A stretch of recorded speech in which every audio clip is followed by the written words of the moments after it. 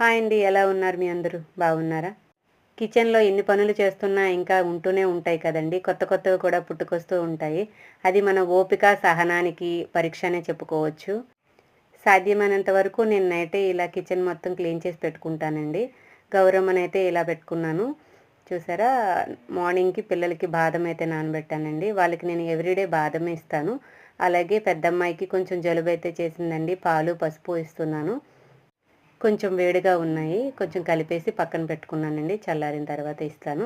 అలాగే నైటే కిచెన్ మొత్తం క్లీన్ చేసేస్తానండి. హెల్త్ బాగోకపోతే ఏం చేస్తారో అని నన్ను ఒకళ్ళు అడిగారు. హెల్త్ బాగోలేని దానికి ఎవరు మాత్రం ఏం చేస్తారండి? మీరైనా, నేనైనా ఎవరైనా ఒకటే. ఎవ్రీడే ఇలాగే చేయాలని లేదండి. హెల్త్ బాగోకపోతే ఎవరికీ కూడా తప్పదు. దానికి మనమేం చేయలేమండి.